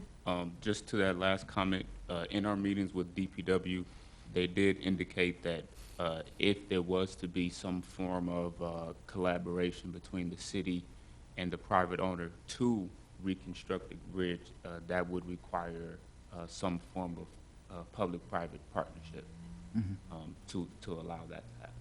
So that would require the city and the private owner to come to some form of agreement. Well, he did So it's not say- completely on the he did say city's if the city shoulders to chose to repair do it. He did It agree. would require both participants to agree. Okay. And that would be what the city come in and do that. That would be just what he wants. It would Well, he has depend to on, share it. He has to share the cost because they both own the bridge. it, That's what Donna was saying. it would depend on what that agreement is. I can't speak to what that would Exactly. be, What the 50-50, city or- 100, Right. we don't know. What we're asking right now for the commission is not talking about the agreements and potential plans in regards to barricades and all of that. We're just, right now, just looking to get your recommendation either to approve or deny this vacation request. And this still goes in front of city council. We're not Correct. the end-all of this. Right. Okay, well, then I'll make a motion, if this is appropriate. And this is VSA 19-04, resolution to approve. The Pontiac Planning Commission is in receipt of a street vacation request submitted by Raymond Katz to vacate a portion of Thomas Lane, parcel ID numbers 19-14-31-279-003. Whereas the Pontiac Planning Commission finds that the subject street is not required to remain for access to adjoining property owners, and whereas the Pontiac Planning Commission finds that the proposed street vacation will not have an adverse effect on the surrounding properties, and now therefore be it resolved that the vacation of a portion of Thomas Lane is recommended for approval to the City Council. May I have a second?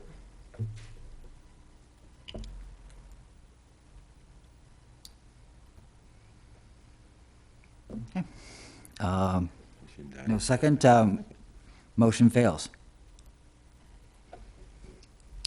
So what's the pleasure of the commission? Do we have to make another motion? Yes. Okay, I am going to make a motion. I'm going to make a motion that the Pontiac Planning Commission is in receipt of a street vacation request submitted by Raymond Katz to vacate a portion of Thomas Lane, parcel ID numbers 19-14-31-279-003. Whereas the Pontiac Planning Commission finds the subject street is required to remain for access to adjoining property owners, and whereas the Pontiac Planning Commission finds the proposed street vacation will have an adverse effect on the surrounding properties. Now, therefore, be it resolved that the vacation of a portion of Thomas Lane is recommended for denial to the City Council. Second. Roll call? Commissioner Parlov, Yes to deny? Commissioner Payne, Yes to deny. Commissioner Northcross, No to deny. and Vice Chair Fagley. No to deny. Motion fails. We're gonna have Okay. a 2-2 with everything. I know. I don't think I've ever had this happen Not here, in 12 No, years. this is a new one. not here. So, Do we no. table it until we May I have make a- more commissioners present? Yes, that was gonna be my Yeah, recommendation. we'll have to table this until we have a larger body to vote, Yeah. to break the tie. You can do that, Is that okay? huh? That's the only option, because we're gonna have a 2-2 tie with everything, and we have to have all 4 of us to be on the same page. Right. For Okay, it to pass, we have to have a 4-person vote. okay, we can still table it. Yeah. Yes. We're all in agreement? If that's what needs to be done, that needs to be done. Okay. I can go along with that. Okay, Okay. table. We'll table it. Okay. Normally, we have 6 or 7, At Yeah. least 6 we've been 6 or having. 7, yeah, members. So we'll have to table this till next month. And then if we have a larger body, maybe we can get a quorum of 4 people on the board to agree to a resolution. Do we need a motion to table? May I have a motion to table? I make a motion that we table VSA 19-04 to our next meeting. Second? May I have a second? I'll second, just to keep this moving along. Okay. Roll call? Commissioner Northcross, Yes to table. Commissioner Parlov, Yes to table. Commissioner Payne, No to table. and Vice Chair Fagley. Yes to table.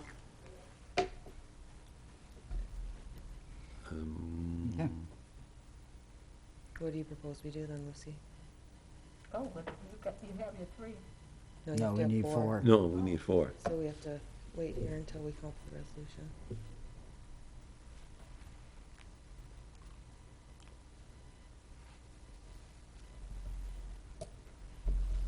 You're tapping on my principles here. We're not saying yes or no to the motion tonight. We're just Right. moving it to next month.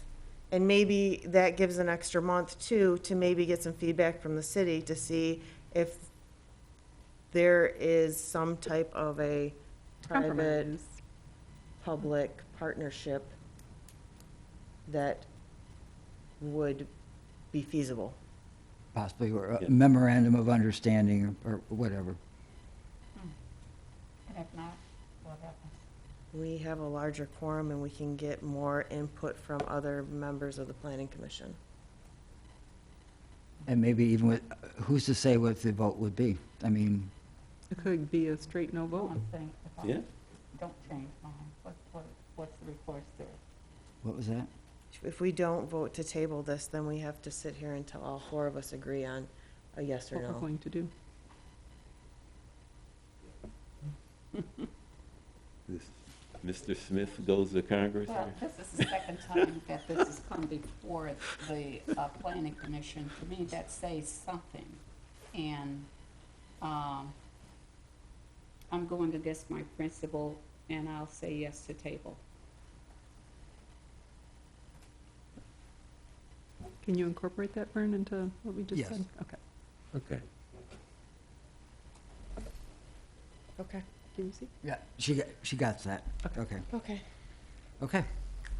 Thank you. So we'll see you at the next planning commission meeting and be up for discussion again. Thank you.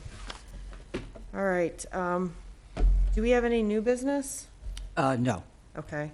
Special presentations, we have one, the, Planning initiatives. planning initiatives 2021 to 2022. Yes. All right. So, in our last meeting, we did briefly discuss the potential or the intention to revisit and maybe provide either a small update or a large update / revamping to the master plan.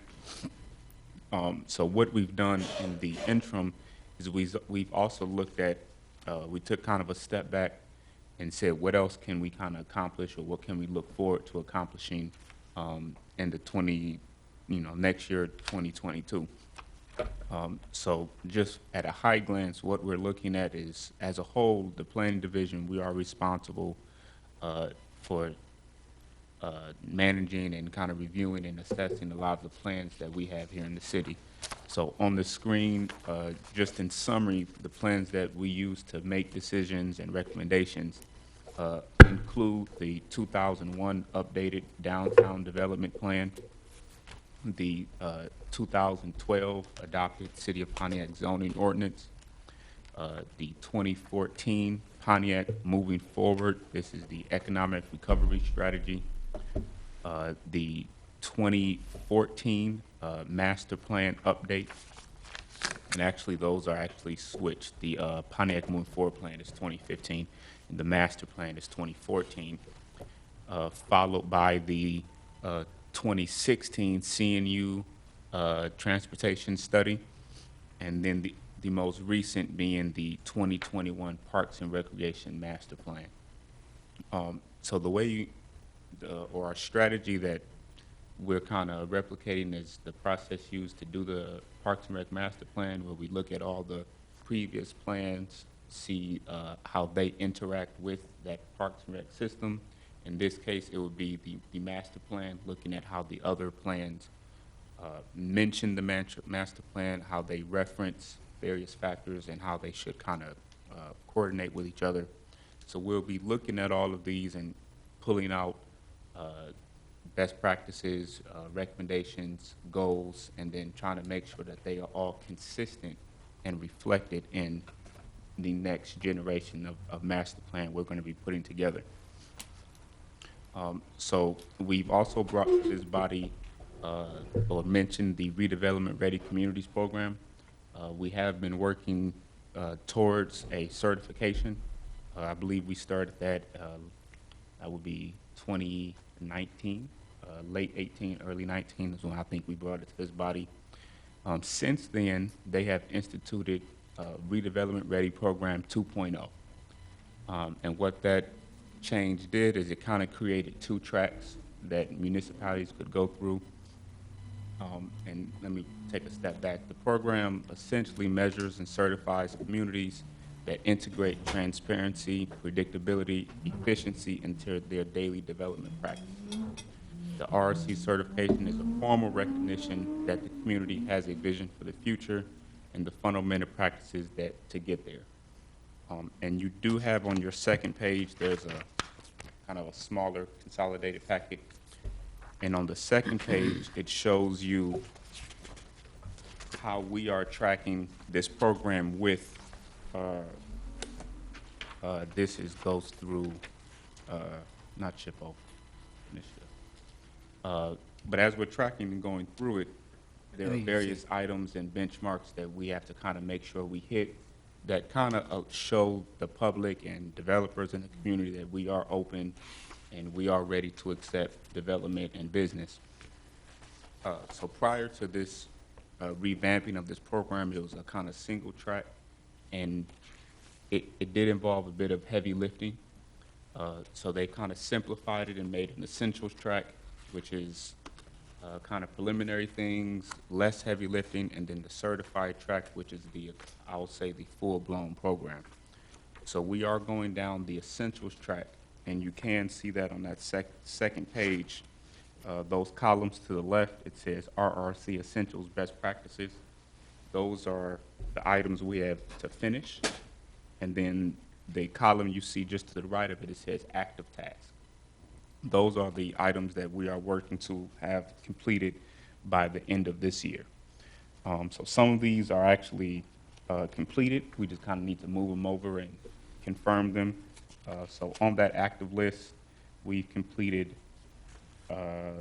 the public participation plan, the bylaws, which is the last one, payment methods, which is 3.7, and we are working on finishing the internal review process. So we have been moving through the program and accomplishing things. So what we're looking to do moving forward is by kind of consolidating and looking at all of these plans, we're actually kind of tackling those last items in that left column, which relate to the master plan, corridor plans, strategic plans, and then the Planning Commission annual report, which we do every year. So on the cover, this first page you have in your packet, we did provide just how we are looking to go forward and addressing this update to the master plan. Our strategy, so that's here. Our strategy is to focus on what's called an economic development strategy, which is one of those main components to get through that essential track and the certified track at the completion. But using the economic development strategy and updating our economic recovery strategy plan, which is the Pontiac Moving Forward plan, and using that to further inform the master plan and the zoning ordinance update. There's an estimated time that we think it may take us to get through that process. It would involve a steering committee, and then going over all the plans and informations. It would involve community and public engagement, and then ultimately a draft plan we put together, shared and disseminated to the commissions and boards, and we can kind of discuss them and work out things we like, we don't like, pluses and minuses, and kind of tune that till we get what we feel is a comfortable economic development strategy. That would involve community engagement, and then once all that is done, then we would actually do the same thing all over again to discuss the master plan. And the intent is when we get to that stage, like I said, we'll be able to use what we've created prior to further inform our decision making. So in addition to The reason why we mentioned the redevelopment ready programs is because as we move through this essential track, it does allow us certain benefits. Also in that packet, there's a write-up that starts on page 3 that speaks to the technical assistance that we are eligible for by moving through this track. And we intend to utilize this technical assistance match to bring consultants in to kind of assist and facilitate us through those processes. And that is just one of those benefits that we get by engaging in that program. So those are on your screen and on the packet. And then on the screen, it kind of just reinforces how we plan on using the various economic development strategies and community engagement to enforce the master plan. And then we use all of those documents to update and make sure the zoning ordinance reflects how we actually want to move forward in the city. So that's kind of my brief overview. If you have any questions regarding that, you can direct those to myself or Vern. And if I may, if I could piggyback on and just add a little bit to what Donovan is documenting, I think there's two critical pieces. In my career in regards to master plan development, I've always made sure that a plan is based upon good information. What I left you on the table was a community profile from SEMCOG. If I know a number of you are very into numbers and percents and pie charts and all of that, that really, and what the best part is that it is in some data that has been collected. It does include the 2020 census. It does include the American Community Survey, ACS, of 2019. Not all categories, because all of that information hasn't been fully been developed based upon the census information and of what was submitted. And that will start coming out in 2022. So we're at a great time in regards to having census data and also a good solid strategy, so we can build upon that plan. We have some great documents that we can look back at, and then we can kind of move forward. Like I said, I'm a strong believer in making sure that we plan appropriately. We plan appropriately in regards to what the future is holding in regards to age of population, increase of population, which is showing here in these last 10 years here in the city of Pontiac, over 61,000 now compared to 59. And so it's all good things that are occurring. Want to make sure we can capitalize it and how we can project that out for that 20-year plan, as we typically do as part of a master plan update or a new comprehensive plan. Good data. Good. This will be good, and Yeah, so Something else you too. guys, you think you're busy now, just wait. 2022 is going to be fun.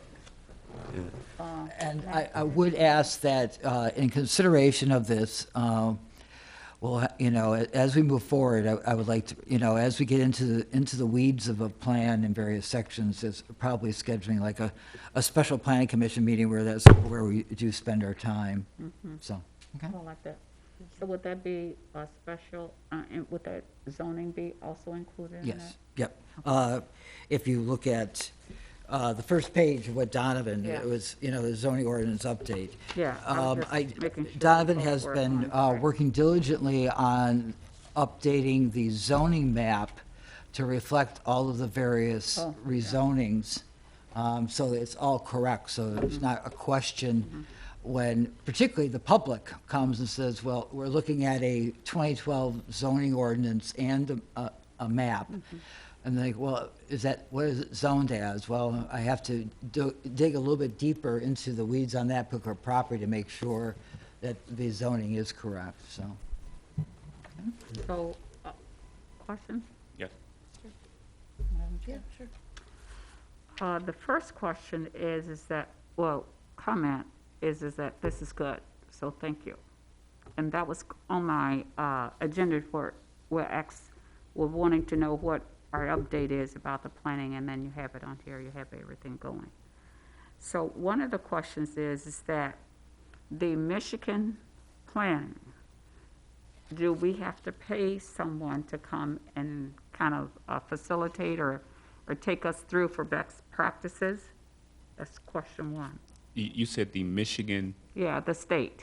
Can we have a state person to come in and kind of, I know I went up to one of the state meetings and a couple of years ago, and they had speakers that were actually talking about different things like planning and things like that. what I can say is, I don't know if there's a rate to have them participate or what that may be. But when we do get to the stage where we are establishing a steering committee, or the group that will kind of push this forward, we would solicit or accept names. Yeah. So if there is anyone that you say, you know, I met this individual a few years ago, we would like to see them kind of participate, we can always reach out to them, and that would be the time to bring them into the fold. Okay. We do intend to use the technical assistance.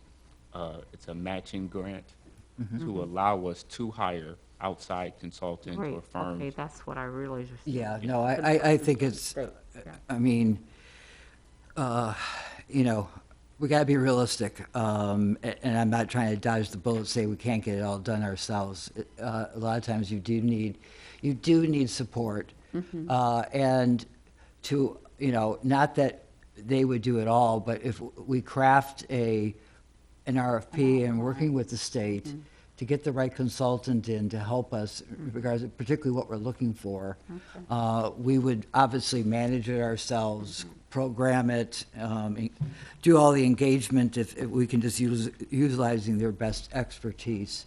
And the same thing would be as part of the plan itself. And then, The other question is in regards to the October the 27th through the 29th. There's a planning virtual, their annual meeting, and I'm sure that a lot of this will be covered in there, according to the book that you gave us here. Correct. So if we could get one, maybe, you know, if you attend that and. Yeah, I think they're doing it virtually. Yeah, Yeah, yeah. they are. Right, I'm asking if we could do that. Somebody, you To attend virtually? or all of us? if, $200 if, for if- what? if you are interested in attending, I could look into registering you. That's Yeah, we do have dollars in our budget in regards to training. And that, you know, I'm probably the only, planning, dealing with boards and commissions. So if there is an interest, it's towards the end of October, isn't it? Yeah, Yeah, can it's the send you a- 27th through the 29th, I believe. Okay. So We it's can like send a out a request to see who's interested, or if you Yeah, want to we'll be stay more than right now, happy you- to. 27th through the 29th. And I think that in certain communities, they were, if they, you know, if you live nearby, you could go to that and they would have like a meet and greet and so forth, you know, as part of that too. And, Yeah. and to your first question regarding assistance from the state, on the screen under benefits for essentials, we do get what's called a RRC planner, or MEDC does provide us with a planner. Her name is Elizabeth King. I believe she did speak here, and when we first were entering the program. She is still around, so she is at least MEDC's representative. Okay. That will kind of help us facilitate, and they have guides and best practices, and Right. I consolidated a lot of the information into here, but it is, I mean, if you're having a hard time sleeping, it's a lot of information you can kind of go through and read. No, and we like the consolidation. Thank you. if you want me to email it to you, I have no problem sharing it with you. But there is a litany of resources and assistance that MEDC will be able to provide us Great. because we are participating in this program. Super. Yes. If I may. Sure. There's one thing that has been constantly on my mind for a number of years in Pontiac, and it's been the development of our young people. And as I look at a lot of our planning, which I think this is some solid things here, the economic planning, that becomes very necessary. However, we often leave out what I think should be the end result, is the development of our young people. And that adds in, I know, a number of dimensions, and every time you add in a dimension, the complexity just goes crazy. But at the same time, if we don't begin with the end in mind, which I really feel is, now this is me, I mean, I'm all wrong, but I really feel that the end result of the land use and the economic plans and safety plans, all that is to really come into, to create an environment in which we can grow and develop our young people. From that, we start to talk about the stability of families. We start to talk about the ability of the folks in the leaders of those families to have the resources and stuff to provide for the families. And then we start thinking back to the different facilities that can be provided, public and private, within the city to create that end result. And how well we do can be measured by, I feel, just a few statistics, one of which is really high school graduation rates of the population within that city. Now, I think what we have here, some of the steps that are here are basic. I mean, these are good, solid practices that have to be followed. But I think we have to look, we're going to have to stretch a little bit further and start to include in our economic development plans pointers as to what we expect to happen in terms of the development of our young people. And I think as we develop our young people, we'll find that there's a correlation also with the care for the elderly. I think that ties in. I think the economic development plan is needed. However, without that additional final end result, looking forward to the development of our young people and the families and the folks around that, I think we can have a good, solid development plan that really doesn't do anything for the city in total. Now, there's been some things, this Pontiac OU collaborative, I think we need to go back to them. I mean, they're constantly saying, well, what can we do as a university to become community involved? I think that opens up some real doors there to talk about some of the basics that are needed for healthy youth development, and then work to translate that into elements that we as a city need to either promote or suppress, and roll that into the greater economic plan for that to go. Everything kind of came to, one of those aha moments for me about a couple of months ago. I was listening to a webinar talking about how to provide better transportation and better access to the media in Detroit.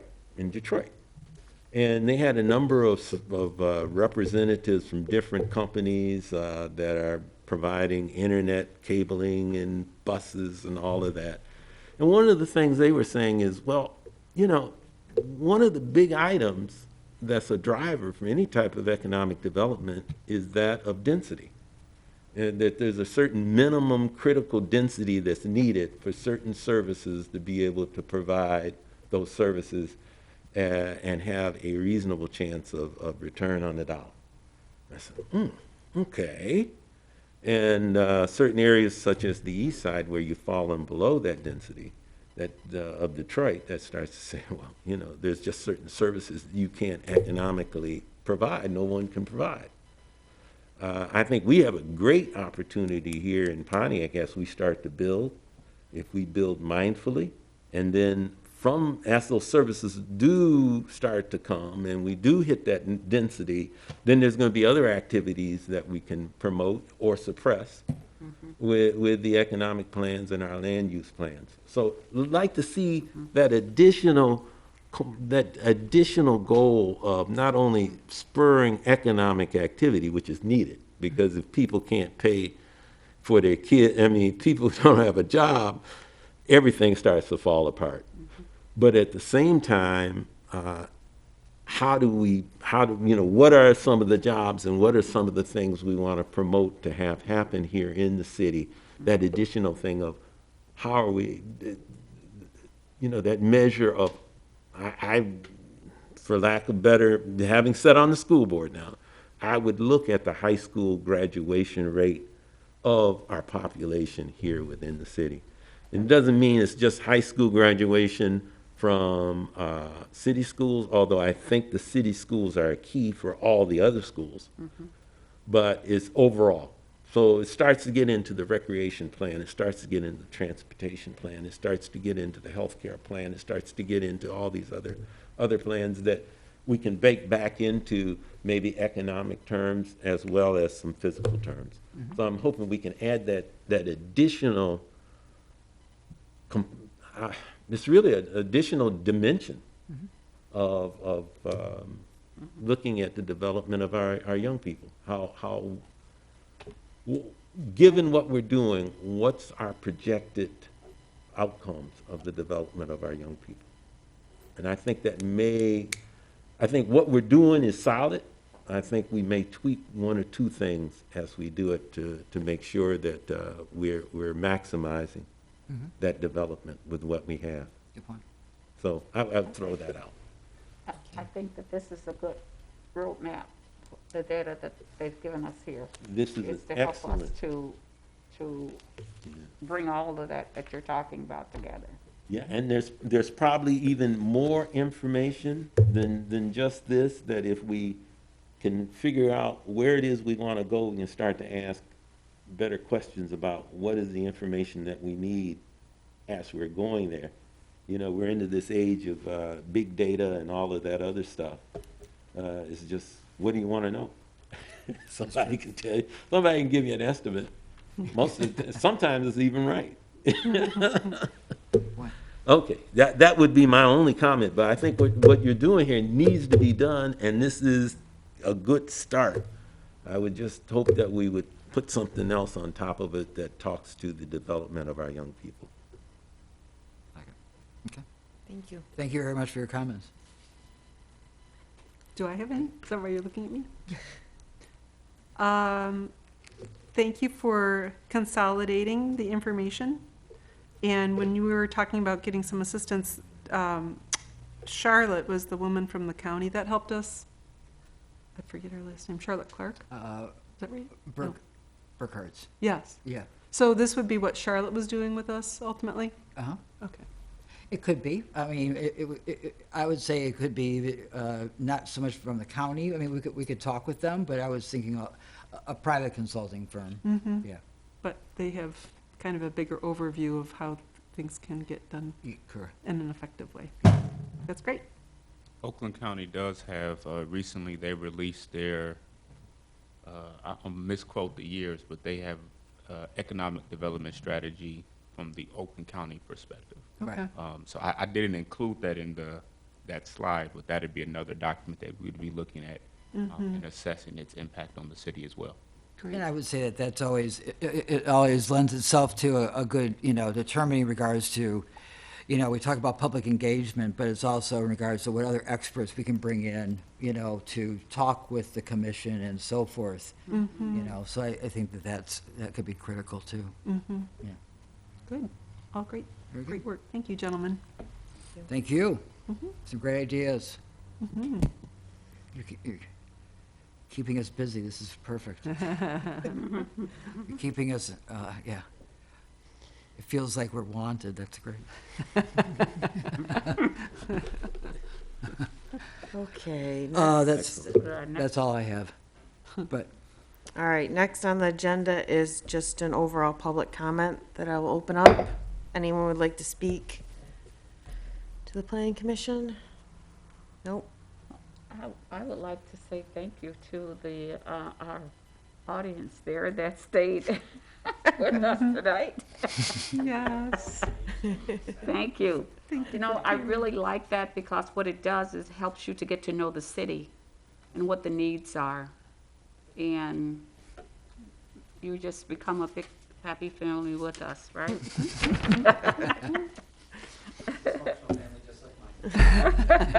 There you are, even better.